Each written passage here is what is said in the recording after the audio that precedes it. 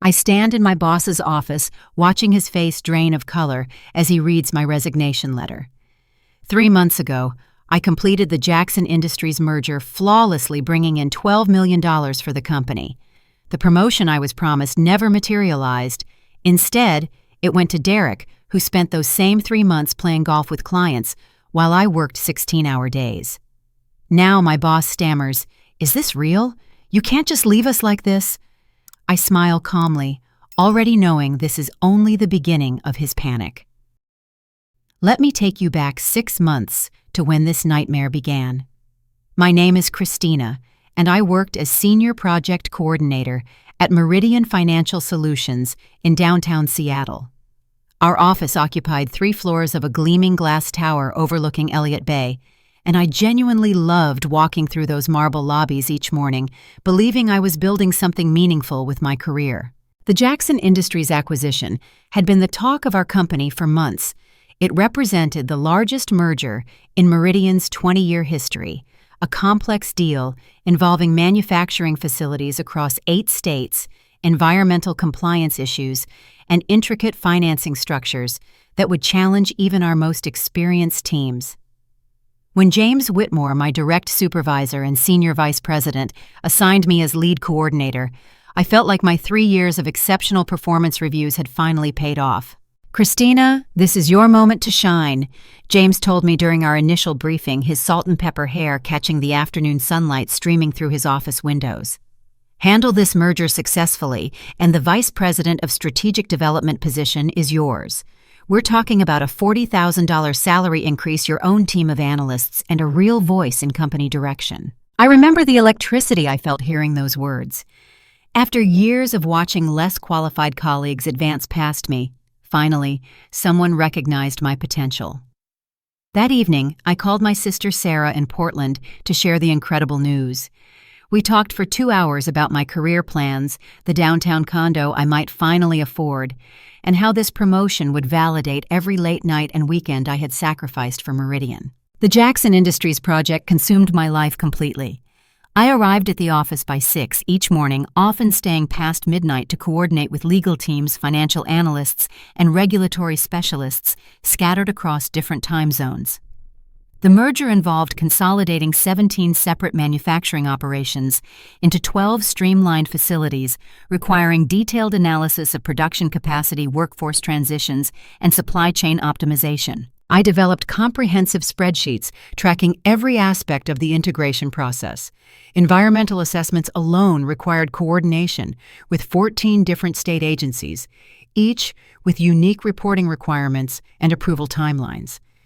I personally reviewed over 300 pages of environmental impact studies, identifying potential compliance issues that could derail the entire acquisition if left unaddressed. The financial complexity was staggering. Jackson Industries carried significant debt obligations across multiple subsidiaries, and structuring the acquisition required intricate negotiations with 7 different banks. I spent countless hours with our legal department crafting payment schedules that satisfied creditors while preserving Jackson's operational liquidity during the transition period. Meanwhile, Derek Hamilton glided through his days with the casual confidence that comes from knowing your uncle sits in the chief executive chair. Derek's official title was Project Development Associate, though his actual responsibilities seemed limited to attending client golf outings and representing Meridian at industry cocktail parties. While I analyzed regulatory frameworks and negotiated contract terms, Derek updated his social media with photos from exclusive restaurant openings and charity galas. Every Friday, James held progress meetings where I presented detailed status reports covering legal milestones, financial benchmarks, and integration timelines. Derek contributed little beyond general observations about maintaining positive client relationships and ensuring smooth communication channels. Yet James consistently praised Derek's strategic perspective and relationship management skills, while treating my substantive contributions as routine operational details. The breakthrough moment came during the 3rd month when Jackson Industries' environmental lawyers identified a potential groundwater contamination issue at their Tennessee facility. The discovery threatened to delay the merger by 6 months, while additional studies were conducted. I worked 72 consecutive hours, researching similar cases, consulting with environmental specialists, and developing an alternative remediation approach that satisfied both regulatory requirements and timeline constraints. My solution involved transferring the Tennessee facility's production capacity to Jackson's Arkansas location while implementing an accelerated cleanup protocol that actually exceeded state environmental standards. The approach not only resolved the contamination concern, but demonstrated Meridian's commitment to environmental responsibility, strengthening our position with Jackson's board of directors. When the merger officially closed in late October, Jackson Industries became Meridian's wholly owned subsidiary, generating immediate revenue increases of $12 million annually.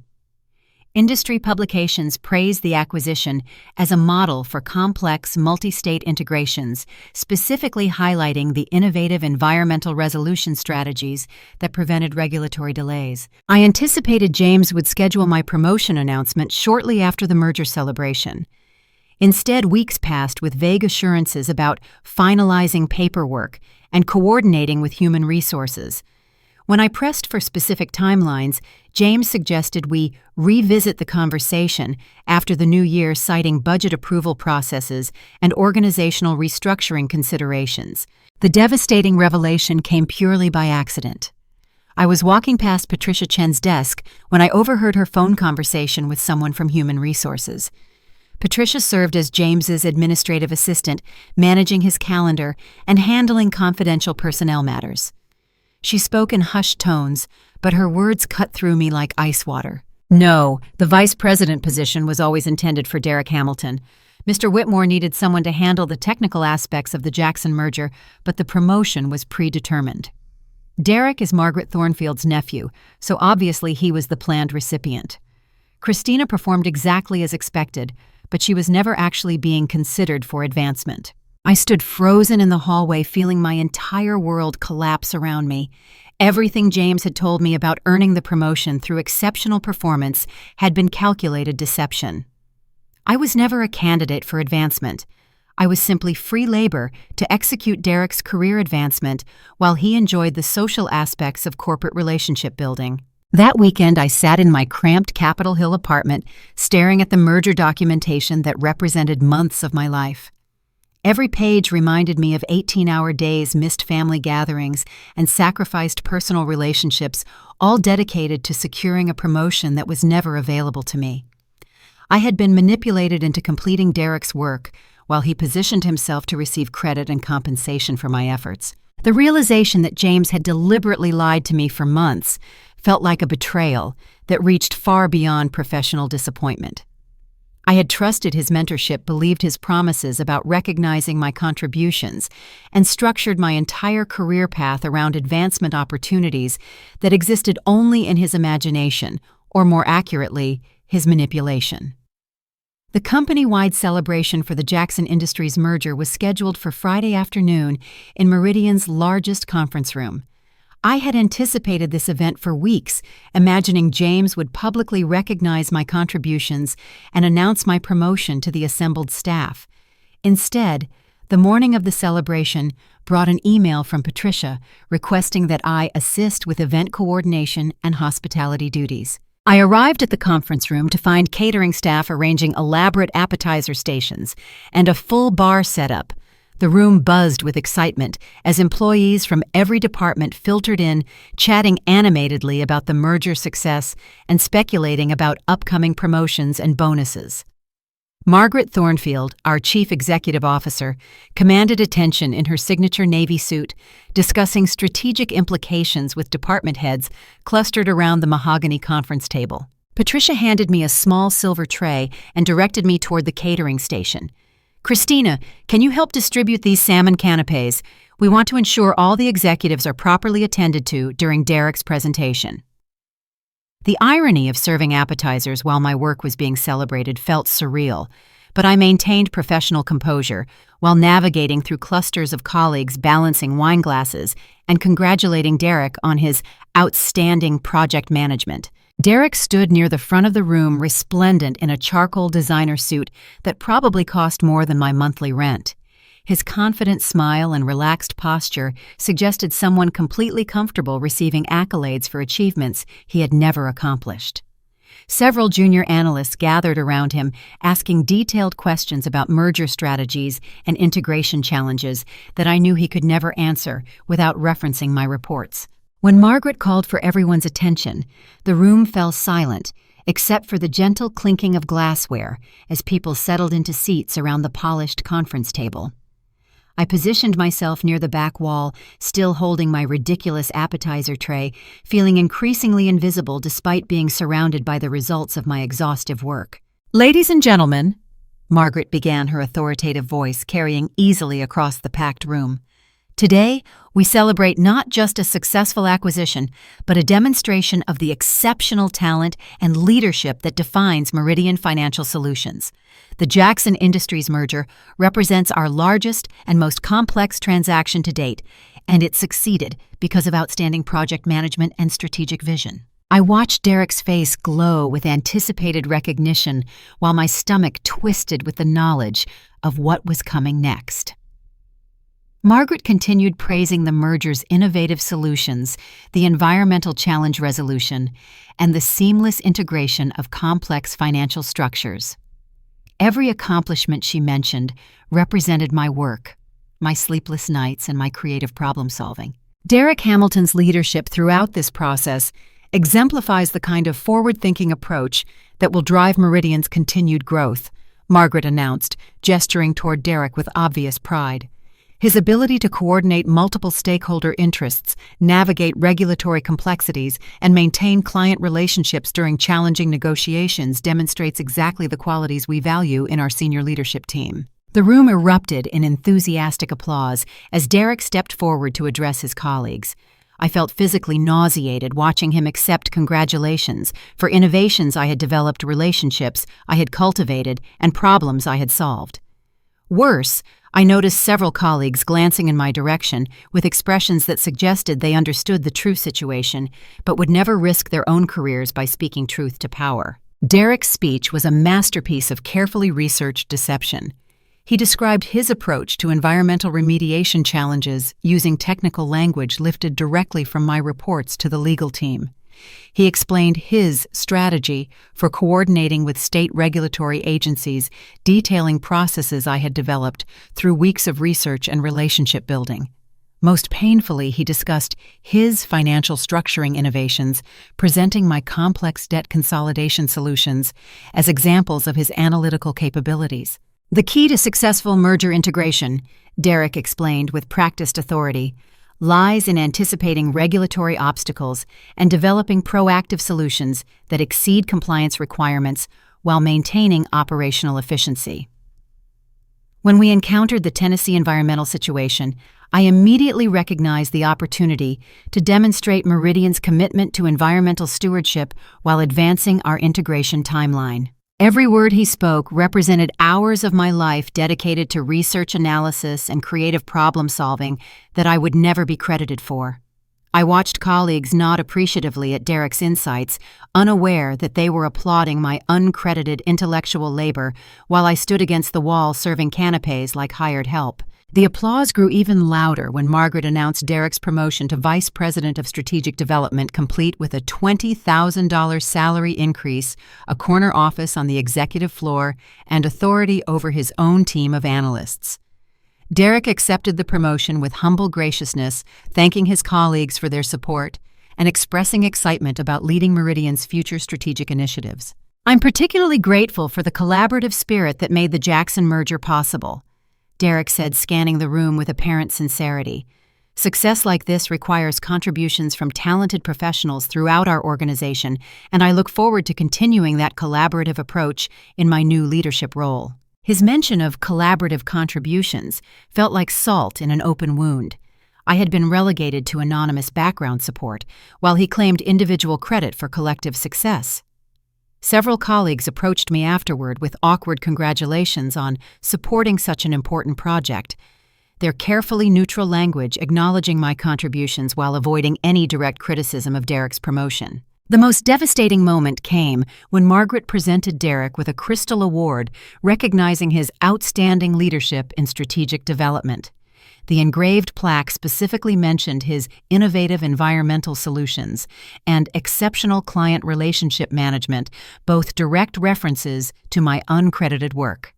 As applause filled the room once again, I quietly set down my appetizer tray and slipped out through the back exit, unable to endure another moment of this elaborate charade. Walking back to my desk through the darkened office corridors, I felt a profound sense of disillusionment that went far beyond professional disappointment. I had been systematically deceived, manipulated, and humiliated in front of my entire professional community. The promotion I had earned through exceptional performance had been awarded to someone whose primary qualification was familial relationship rather than merit. After Derek's promotion celebration, I made a conscious decision to document his actual capabilities while maintaining my professional obligations. I reasoned that systematic evidence of his incompetence might eventually convince management to reconsider their decision, especially when his lack of expertise became apparent in his new leadership role. I began paying closer attention to Derek's daily activities and work product, expecting to find evidence of the mediocrity I suspected lay beneath his confident exterior. What I discovered was far more sinister than simple incompetence. Derek had been actively sabotaging my career for months, systematically undermining my professional reputation while positioning himself to claim credit for my achievements. My first clue came while reviewing project files for the Morrison Development Account, a mid-sized commercial real estate acquisition that I had been managing since August.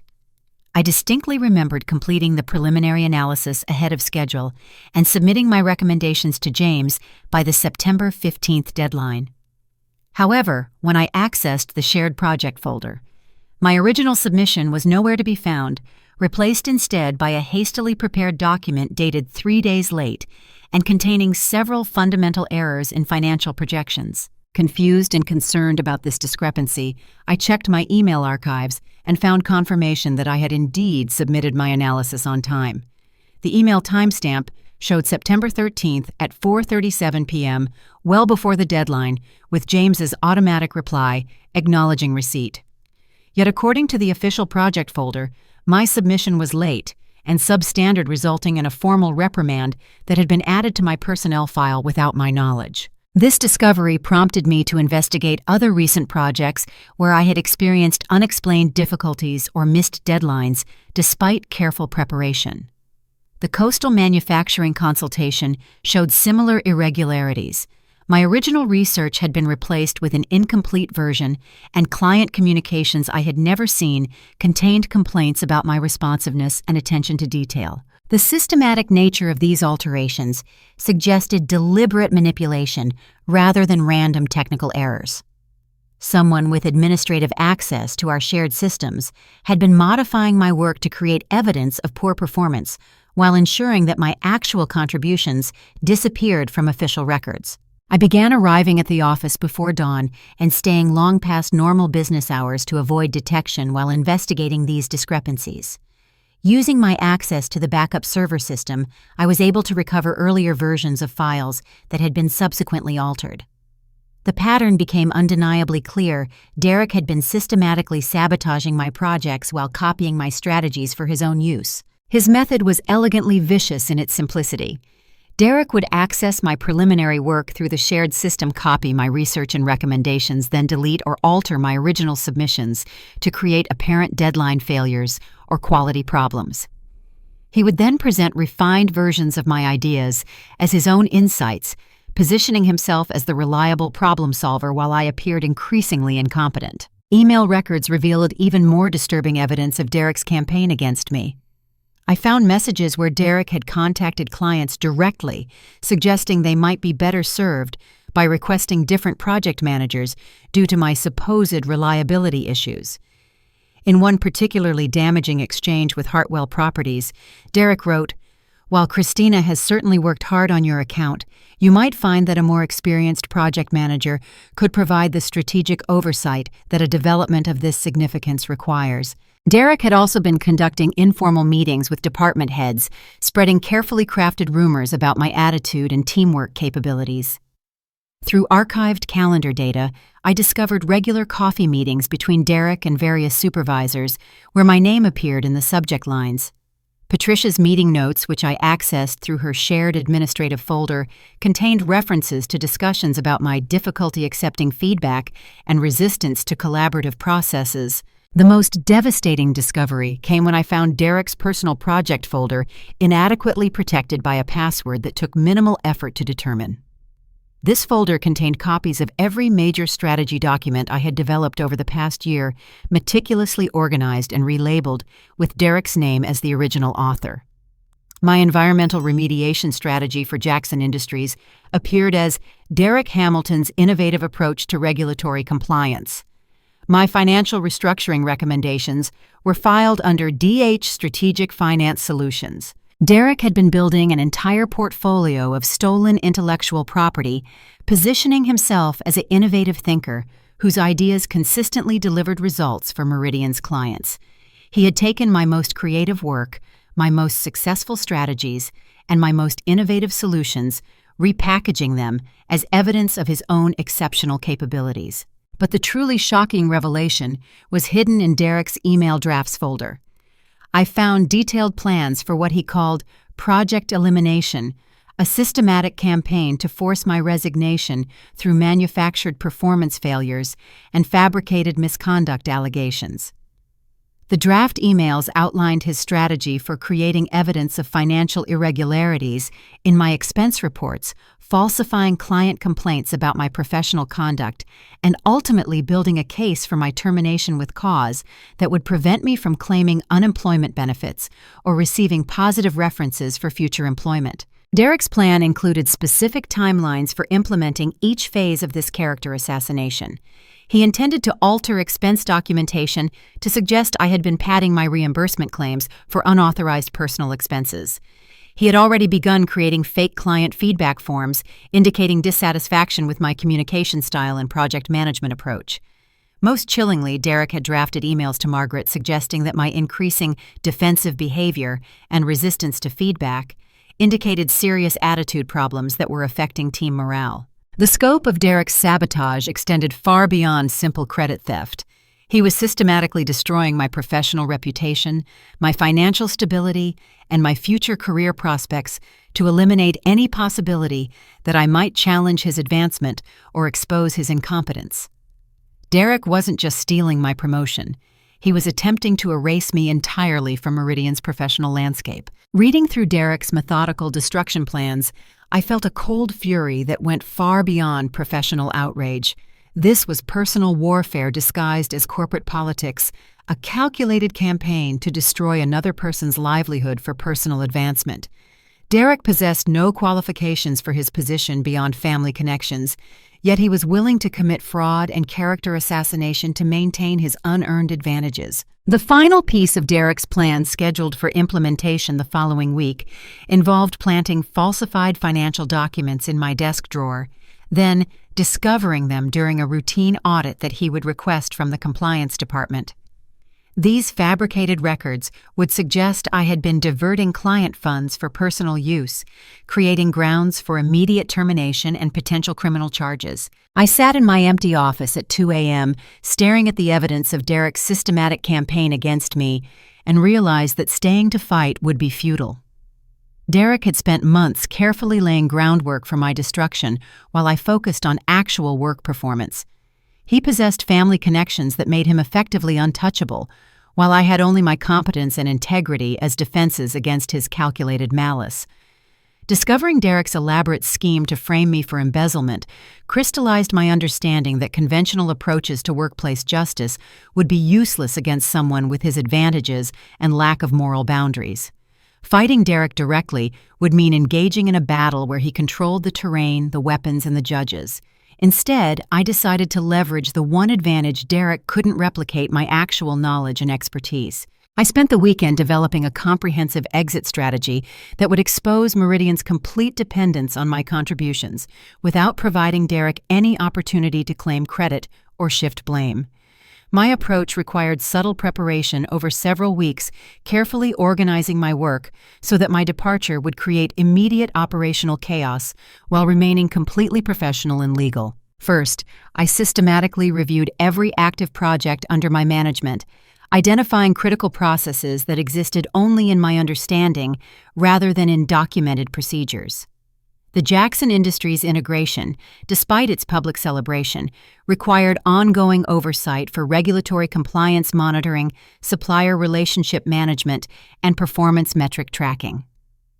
Derek's promotion announcement had mentioned his new responsibilities for integration oversight, but I knew he possessed no understanding of the daily operational requirements that kept the merger functioning smoothly. I began password-protecting critical spreadsheets and databases using encryption that met company security standards while ensuring that only I possessed access credentials.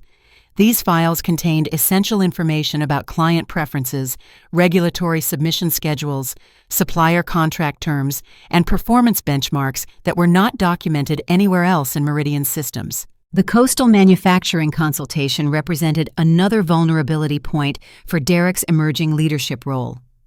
This complex project involved coordinating with environmental consultants, municipal planning departments, and federal regulatory agencies across 3 different states. I had developed personal relationships with key contacts at each agency, understanding their specific requirements, preferred communication styles, and internal approval processes that weren't documented in any official procedures manual. For the Henderson Group portfolio, I had created sophisticated financial modeling systems that tracked investment performance across 17 different market sectors.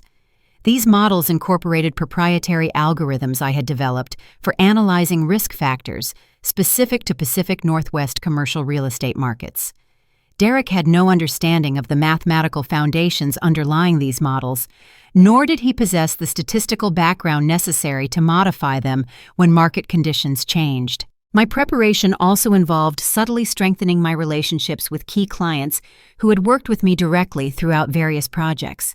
I scheduled routine check-in calls with senior contacts at Jackson Industries Coastal Manufacturing Henderson Group and several smaller accounts, ensuring they understood that I personally managed their technical requirements and regulatory compliance needs. During these conversations, I carefully documented each client's specific concerns, ongoing projects, and upcoming deadlines in encrypted files that only I could access. These clients had developed confidence in my expertise over months of successful collaboration, and I knew they would specifically request my involvement when complex issues arose during the transition period following Derek's promotion. The most crucial element of my preparation involved the Pemberton Industries negotiation, a potential acquisition worth $15 million that required technical expertise in manufacturing process optimization and environmental impact assessment. This deal had been developing quietly for 2 months, with Derek completely unaware of its existence, since I had been managing the preliminary discussions independently based on James's original delegation of acquisition development responsibilities. I had invested substantial time understanding Pemberton's unique operational challenges, developing innovative solutions for their waste stream management issues, and building relationships with their senior management team. The negotiation was approaching critical decision points regarding valuation methodology and integration planning that required deep understanding of both companies' operational structures. Derek's stolen files contained no information about Pemberton Industries because the project had developed after his systematic theft of my earlier work.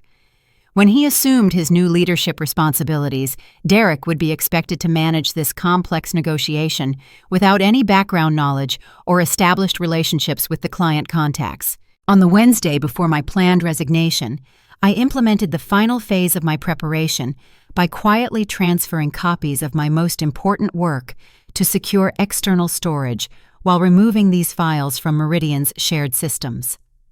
This action wasn't sabotage.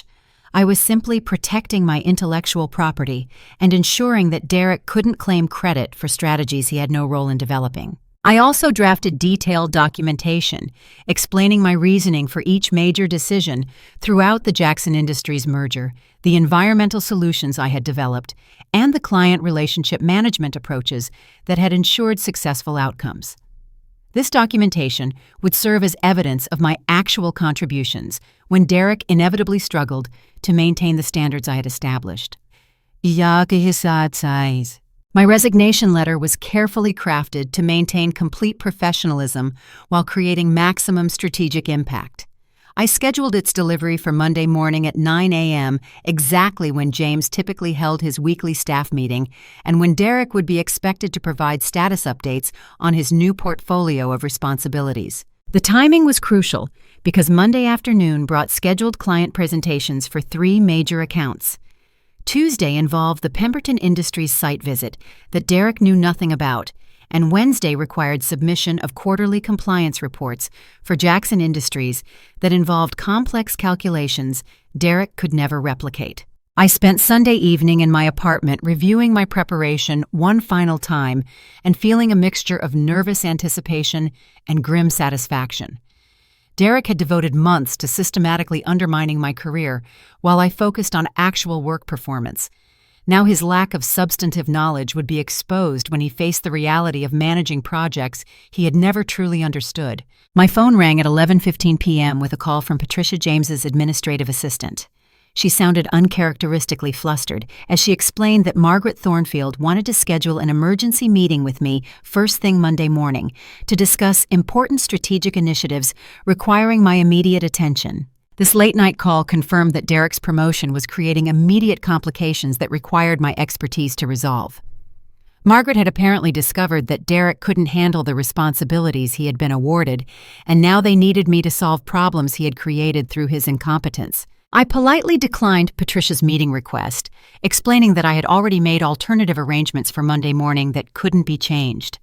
When Patricia pressed for details about what could be more important than a meeting with the chief executive officer, I simply said that she would understand everything very soon. As I hung up the phone, I realized that Derek's scheme had already begun unraveling before I had even submitted my resignation. His lack of actual knowledge was becoming apparent now that he faced real responsibility rather than just credit-claiming opportunities. Monday morning would bring the beginning of justice, not through confrontation or accusations, but through the simple revelation of competence versus incompetence when stripped of deception and manipulation. Monday morning arrived gray and drizzly, typical Pacific Northwest weather that matched my determined mood as I walked through Meridian's marble lobby carrying my resignation letter in a manila envelope. I had timed my arrival for 8:45 a.m., knowing that James would be in his office reviewing materials for the 9 o'clock staff meeting where Derek was scheduled to present updates on his new portfolio responsibilities. Patricia looked surprised to see me approaching James's office without an appointment, but I explained that I needed just 2 minutes of his time for an important administrative matter. She nodded toward his office door, mentioning that he was preparing for the staff meeting and probably couldn't spare much time for discussion. I knocked gently and entered to find James reviewing a stack of project folders spread across his mahogany desk. He looked up with mild irritation at the interruption, but his expression shifted to concern when he noticed the formal envelope in my hands. "Christina, good morning. Patricia mentioned you needed to speak with me about something administrative. Is this regarding the Henderson Group quarterly review?" I placed my resignation letter on his desk, with steady hands watching as his eyes widened when he recognized the formal letterhead and official language. "James, I'm submitting my formal resignation from Meridian Financial Solutions.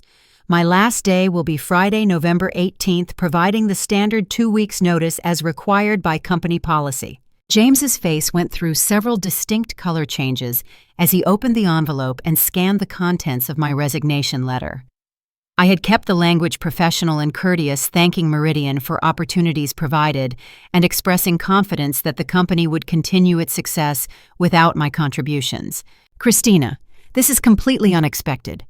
Is this about the promotion? Because I'm sure we can discuss alternative advancement opportunities that recognize your contributions to recent projects." I maintained calm professionalism as I explained that my decision was final and that all relevant project materials would be organized for smooth transition to my replacement.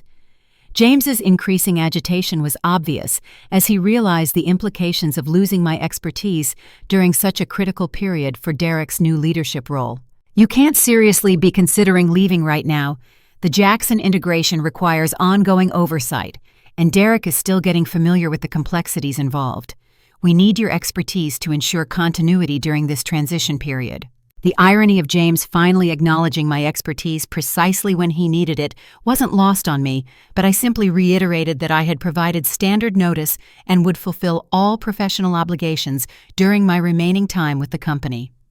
As I turned to leave his office, I could hear James frantically dialing his phone, probably trying to reach Margaret about this unexpected crisis. By 10:30 a.m., the impact of my resignation was becoming apparent throughout Meridian's operations. Patricia called my extension 3 times requesting that I attend urgent meetings with various department heads, but I politely explained that I was focusing on project transition documentation and couldn't spare time for additional meetings. The first crisis emerged when Coastal Manufacturing called requesting immediate consultation about permit modifications required for their expansion project. Derek, now responsible for all strategic development accounts, took the call, but quickly became confused when the client asked specific questions about environmental impact studies and municipal approval processes that he couldn't answer without accessing my protected files. Within an hour, Derek appeared at my cubicle, looking uncharacteristically flustered and demanding access to my project databases. I calmly explained that company security protocols required password updates when employees submitted resignation notices, and that he should coordinate with IT services to establish new access credentials under his administrative authority. "Christina, this is ridiculous. I need those files immediately to handle client concerns. You can't just lock everyone out of critical project information." I reminded Derek that all my files complied with company security standards and that requesting access to departing employees' password-protected materials required proper authorization through human resources and IT services. Derek's growing frustration was evident as he realized he couldn't simply demand my cooperation now that I was no longer invested in Meridian's success. The second crisis arrived at noon when Jackson Industries called with urgent questions about quarterly compliance reporting deadlines for their Tennessee facility. The environmental remediation project I had designed required specific documentation submitted to 3 different regulatory agencies using formats that weren't standardized across state jurisdictions. Derek attempted to handle this call as well, but Jackson's environmental compliance manager quickly became concerned when Derek couldn't provide specific details about documentation requirements, submission deadlines, or the regulatory contact persons I had cultivated during the merger process. "I'm sorry, Mr. Hamilton, but we specifically need to speak with Christina Martinez about these compliance issues. She developed our reporting protocols and maintains relationships with the regulatory contacts we work with. Can you transfer me to her immediately?" Derek had no choice but to transfer the call to my extension, where I politely explained to Jackson Industries that I was no longer handling their account due to internal reassignments, and that they should work directly with Derek Hamilton on all future compliance matters. The client's frustration was obvious when I declined to provide technical guidance that would help Derek manage responsibilities he was supposed to possess. The third crisis was the most devastating for Derek's credibility. At 2 p.m., Pemberton Industries called requesting confirmation of Wednesday's site visit schedule and asking for the technical assessment materials I had promised to prepare for their senior management review. Derek had no knowledge that this potential acquisition even existed, let alone understanding of the complex environmental and operational issues that made it attractive to Meridian. When Derek tried to bluff his way through the call, claiming that scheduling conflicts might require postponement of Wednesday's meeting, Pemberton's president became angry about apparent disorganization within Meridian's management team. "Mr. Hamilton, Christina assured us last week that Meridian was prioritizing our partnership opportunity and that your team was prepared to move forward quickly with technical evaluation. If you're now suggesting that key personnel aren't available for scheduled meetings, we'll need to reconsider whether Meridian is the right strategic partner for our expansion plans." Derek ended up promising to call Pemberton back within an hour with clarification about Wednesday's meeting, but he had no idea what commitments I had made or what materials were expected. He spent the rest of the afternoon frantically searching through files and databases, trying to understand a negotiation that existed primarily in my private communications and encrypted documentation. By 4 p.m., James was fielding angry calls from 3 different clients who were questioning Meridian's reliability and professionalism. The Jackson Industries compliance issue remained unresolved. Coastal Manufacturing was threatening to find alternative consulting services, and Pemberton Industries was demanding immediate clarification about Meridian's commitment to their partnership discussions. Margaret Thornfield called an emergency meeting for 4:30 p.m., requesting that both Derek and I attend to discuss urgent client relations issues requiring immediate resolution. I politely declined the meeting, explaining that my resignation had triggered automatic security protocols that prevented me from discussing confidential client matters with unauthorized personnel. Derek attended the meeting alone, facing Margaret's pointed questions about project status updates, client satisfaction issues, and operational continuity plans that he couldn't answer without access to information that existed only in my personal files and relationships. The final blow came at 5:15 p.m. when Hammond & Associates, Meridian's primary competitor, called my personal cell phone with an unexpected job offer. Richard Hammond himself was on the line, explaining that industry contacts had mentioned my expertise in complex merger management and environmental compliance strategies. Christina, we've been following your work on the Jackson Industries acquisition, and several mutual contacts have suggested you might be interested in discussing opportunities with our team. We're expanding our strategic development division and looking for someone with exactly your background and expertise. Hammond's offer included a Director of Strategic Operations position with a starting salary 40% higher than my current compensation, immediate oversight of a 3-person analyst team, and equity participation in the company's profit-sharing program. Most importantly, Richard emphasized that Hammond valued innovative thinking and individual contribution rather than corporate politics or family connections. I accepted Hammond's offer during that phone call, agreeing to start the following Monday and providing them with immediate access to my expertise in managing complex acquisitions and regulatory compliance challenges. When I mentioned that Meridian was currently experiencing operational difficulties due to leadership transitions, Richard chuckled and suggested that Derek's promotion had been the topic of considerable industry speculation about nepotism versus merit in strategic development roles. As I prepared to leave Meridian's offices that evening, I could hear Derek's increasingly desperate phone calls as he tried to reach clients, regulatory contacts, and technical specialists who had worked exclusively with me throughout various projects. His voice carried a note of panic that suggested he was beginning to understand the magnitude of his predicament. James intercepted me at the elevator, making one final attempt to convince me to reconsider my resignation. Christina, I think there may have been some misunderstandings about advancement opportunities and project recognition. Perhaps we should schedule a meeting with Margaret to discuss immediate promotion options that address your concerns. I smiled politely and explained that I had already accepted a position elsewhere that better matched my qualifications and career objectives. James's expression suggested he was beginning to understand that Derek's promotion had cost Meridian far more than just my individual contributions. It had revealed fundamental problems with their talent recognition and retention strategies. Tuesday morning brought a series of increasingly frantic phone calls to my personal cell phone, as Meridian's leadership realized that Derek's promotion had created an operational catastrophe requiring immediate damage control. I was enjoying coffee in my apartment, reading industry news about upcoming merger opportunities, when James called at 7:45 a.m. with barely concealed desperation in his voice. Christina, I hope I'm not calling too early, but we need to discuss some urgent project matters that require your immediate attention. Can you come in this morning for an emergency consultation? I calmly explained that my resignation had terminated my employment responsibilities effective immediately, and that company policy prohibited former employees from accessing confidential project materials without formal consulting agreements approved by legal and human resources departments. This is about client relationships, Christina. Jackson Industries is threatening to terminate their service agreement unless you personally handle their compliance reporting. Coastal Manufacturing has suspended their consultation pending clarification about project management consistency.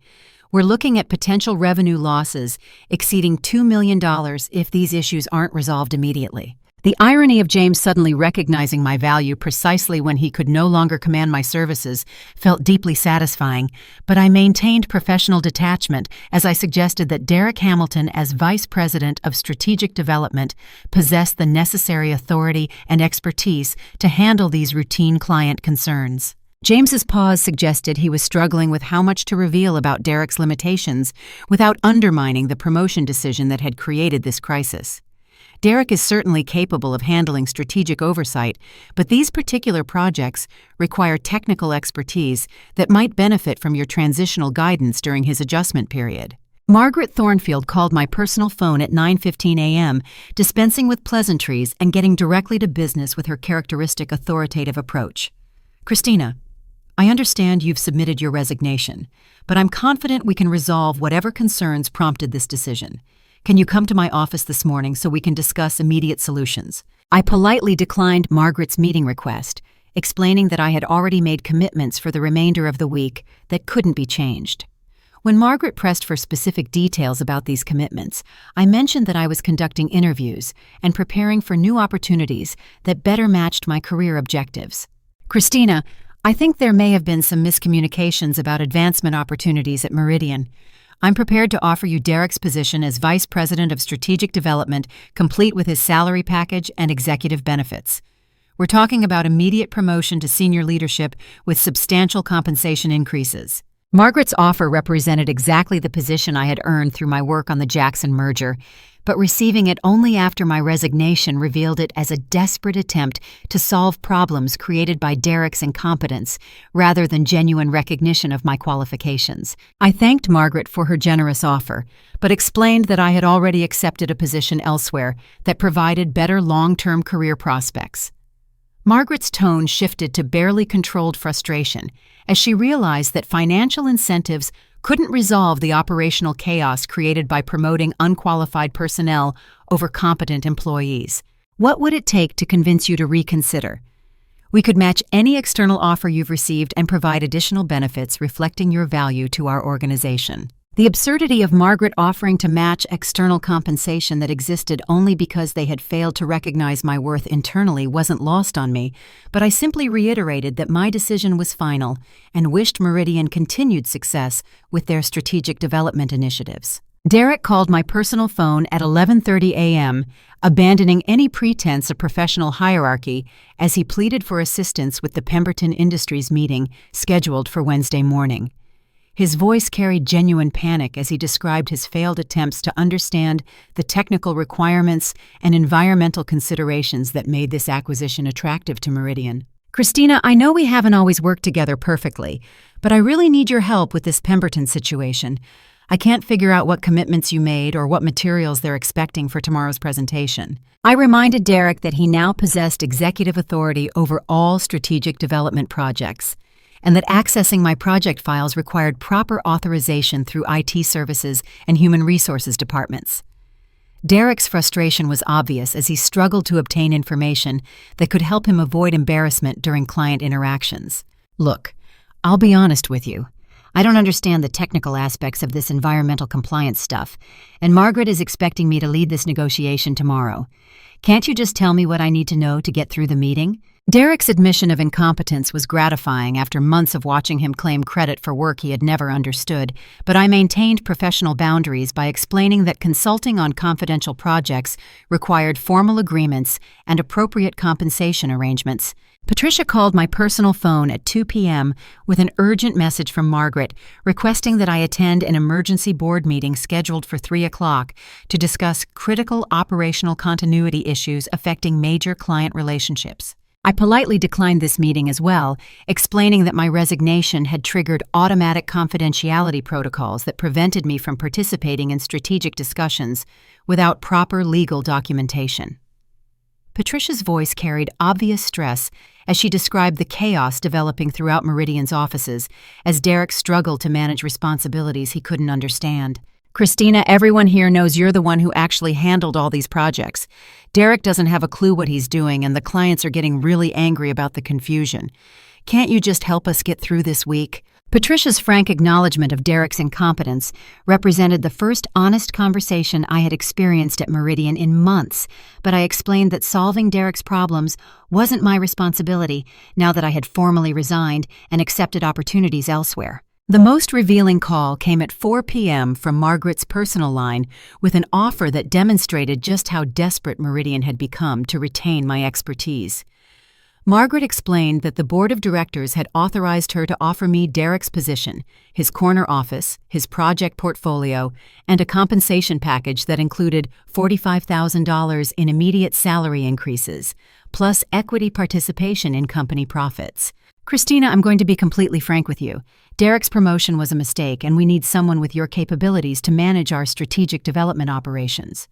I'm prepared to offer you everything Derek received, plus additional compensation reflecting your actual contributions to our recent success. Margaret's admission that Derek's promotion was a mistake felt vindicating, but her offer came too late to address the fundamental problem of working for an organization that prioritized family connections over merit and only recognized talent when facing operational crises. I thanked Margaret for her honesty and generous offer, but explained that I had already signed employment agreements with Hammond & Associates that provided better long-term career prospects in an environment that valued individual contribution over corporate politics. Hammond & Associates, Christina, you can't be serious about working for our primary competitor. That's going to create significant complications for client relationships and proprietary information concerns. Margaret's comment revealed another layer of irony in Meridian's situation. Derek's incompetence was driving me to their primary competitor, where my expertise would be used to challenge Meridian's market position, rather than supporting their continued success. I explained to Margaret that Hammond & Associates had specifically recruited me based on my reputation for innovative problem-solving and client relationship management, and that my new position would allow me to pursue challenging projects without the political complications that had characterized my experience at Meridian. As I ended the call with Margaret, I felt a profound sense of closure about my decision to leave Meridian. Derek's promotion had revealed fundamental problems with their talent recognition and development strategies that couldn't be resolved through desperate last-minute offers or compensation adjustments. The final confirmation of my decision came at 5:30 p.m. when Richard Hammond called to discuss my first-week priorities and the strategic development projects that would benefit from my expertise. Hammond's enthusiasm about my contributions and his specific questions about innovative approaches to merger management demonstrated the kind of professional recognition that had been missing from my experience at Meridian. Christina, we're particularly excited about your environmental compliance strategies and your track record with complex multi-state acquisitions. Several of our clients have expressed interest in the methodologies you developed for regulatory challenge resolution. Richard's call reminded me that my reputation in the industry extended far beyond Meridian's limited recognition, and that leaving Derek to face the consequences of his incompetence was actually an opportunity to pursue more challenging and rewarding work with an organization that valued expertise over politics. My final week at Meridian felt like watching a slow-motion collapse as Derek's incompetence created cascading failures throughout the strategic development department. Wednesday's Pemberton Industries meeting ended with their president canceling partnership discussions after Derek admitted he had no knowledge of the technical assessments they had requested. Thursday brought news that Jackson Industries was terminating their service agreement and demanding refunds for compliance work that Derek couldn't complete. Friday afternoon, Coastal Manufacturing formally notified Margaret that they were transferring their consultation business to Hammond & Associates, specifically requesting that I manage their ongoing projects. I spent my final day organizing transition documentation and clearing out my desk, while Derek frantically attempted damage control with increasingly angry clients. His corner office, which had seemed like such a trophy just weeks earlier, had become a prison where he faced daily humiliation as his lack of qualifications became obvious to everyone in the company. The poetic justice extended beyond Derek's personal embarrassment. Patricia quietly informed me that Margaret had called an emergency board meeting to discuss leadership effectiveness issues in the strategic development department, and that several directors were questioning the decision-making process that had led to Derek's promotion. Industry publications had begun reporting on Meridian's client relationship problems, with specific mention of management transitions and operational consistency concerns that were affecting their reputation for reliable service delivery. Most satisfying was the talent exodus that followed my resignation. Jennifer Walsh from the legal department accepted a position with a boutique firm specializing in merger law. Michael Torres from financial analysis joined a consulting company that offered significantly better advancement opportunities. Sarah Kim from Project Coordination received an offer from a mid-sized firm that promised actual recognition for her contributions rather than just additional work assignments. Patricia herself submitted her resignation on Thursday, explaining to James that she was tired of watching qualified professionals leave while incompetent personnel received promotions based on family connections rather than merit. Her departure eliminated Derek's primary source of administrative support just when he needed help most understanding his new responsibilities. My first month at Hammond & Associates exceeded every expectation I had developed about professional recognition and career advancement. Richard Hammond introduced me to clients as a strategic development expert and specifically highlighted my innovative approaches to regulatory compliance and merger integration. My new team of analysts responded enthusiastically to my leadership style, which emphasized collaborative problem-solving rather than hierarchical command structures. The Morrison Group project became my first major success at Hammond, involving a complex acquisition that required coordination with federal environmental agencies and state regulatory departments across 4 different jurisdictions.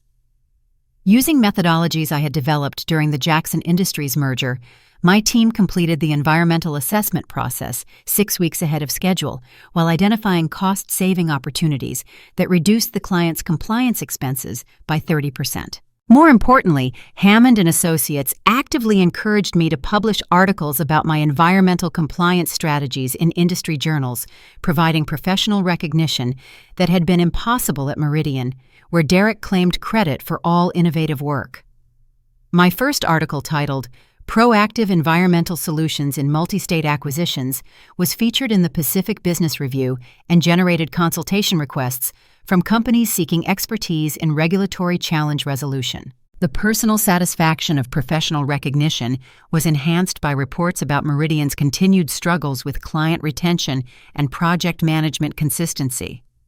Industry contacts mentioned that Derek had been reassigned to business development coordination, a position with significantly reduced responsibilities that reflected his actual capabilities rather than his family connections. James Whitmore announced his early retirement in March, reportedly due to stress-related health issues stemming from the operational chaos following Derek's promotion. Margaret Thornfield hired an external consulting firm to evaluate Meridian's talent management and succession planning processes, leading to policy changes that emphasized performance metrics over personal relationships in promotion decisions. While these improvements came too late to benefit me directly, they suggested that my departure had forced Meridian to confront fundamental problems with their leadership development approach. The most meaningful validation came when Jackson Industries contacted Hammond & Associates, requesting that I personally manage their new expansion project, a $20 million acquisition that required the same environmental compliance expertise I had provided during their merger with Meridian. Their senior management explicitly stated that they valued my innovative problem-solving capabilities and wanted to work with someone they could trust to deliver exceptional results. Working with Jackson Industries in my new role felt like completing a circle of professional vindication. The client relationship I had developed through months of dedicated service at Meridian became the foundation for Hammond & Associates' largest project of the year, demonstrating that genuine expertise creates lasting value, regardless of corporate politics or family favoritism. 6 months after leaving Meridian, I received a LinkedIn message from a young woman named Amanda Rodriguez, who had recently been hired as a project coordinator at a mid-sized consulting firm. She explained that mutual contacts had suggested I might be willing to share advice about navigating workplace challenges and advancing in strategic development roles, despite facing systematic undervaluation of her contributions. Amanda's situation reminded me of my own experience at Meridian, exceptional performance being overshadowed by less qualified colleagues who possessed better political connections or demographic advantages. I agreed to meet her for coffee, beginning what became a regular mentoring relationship, focused on helping talented women recognize their worth and pursue opportunities that match their capabilities. Through Amanda and other young professionals, I began mentoring. I learned that workplace dynamics favoring connections over competence were widespread throughout our industry. Many talented individuals were struggling with situations similar to my experience at Meridian, watching unqualified colleagues receive advancement opportunities while their own contributions were minimized or ignored. These mentoring relationships inspired me to develop workshops about professional self-advocacy and career transition strategies for overlooked employees. My presentations emphasized the importance of documenting achievements, building external professional networks, and recognizing when organizational cultures couldn't be changed from within. Most importantly, I taught workshop participants to value their own expertise enough to pursue opportunities elsewhere when current employers failed to provide appropriate recognition. The broader lesson from my experience at Meridian extends far beyond individual career advancement. Organizations that prioritize personal relationships over professional competence ultimately damage their own operational effectiveness and competitive position. Derek's promotion didn't just harm my career prospects. It created systemic problems that affected client relationships, project quality, and employee retention throughout the company. True professional satisfaction comes from working with people who recognize and value expertise rather than trying to prove worth to those who are determined to ignore it. My resignation from Meridian wasn't a defeat. It was a recognition that my talents deserved better appreciation than they were receiving, and that other opportunities existed where competence would be properly valued. The courage to walk away from situations that undervalue your contributions often becomes the catalyst for finding environments where your abilities can flourish. Derek's schemes to undermine my career ultimately led me to opportunities that provided better compensation, greater recognition, and more meaningful work than I could have achieved by staying at Meridian and fighting against systematic favoritism. Success isn't measured by your ability to overcome unfair treatment, but by your wisdom in recognizing when your energy is better invested in pursuing opportunities that align with your worth. Sometimes the greatest professional victory is having the confidence to say no to those who take your contributions for granted and yes to those who appreciate what you bring to their organization. My story demonstrates that justice doesn't always come through confrontation or dramatic revelations. Often the most powerful response to workplace injustice is quietly building the career you deserve while allowing incompetent people to face the natural consequences of their limitations without your support or protection. The best revenge against those who undervalue you isn't proving them wrong through argument or confrontation. The best revenge is succeeding so thoroughly in environments that appreciate your talents that your former colleagues realize what they lost when they chose politics over competence. Derek's failure at Meridian wasn't caused by my sabotage. It was revealed by the simple removal of my competence from situations that required actual expertise. What workplace challenges have you faced where someone else received credit for your hard work? Have you ever had to make the difficult decision to leave a job where you weren't valued? Share your experiences in the comments below, and don't forget to like this video if you found Christina's story inspiring. Subscribe for more stories about workplace justice and personal empowerment, and share this with anyone who needs encouragement to recognize their own professional worth.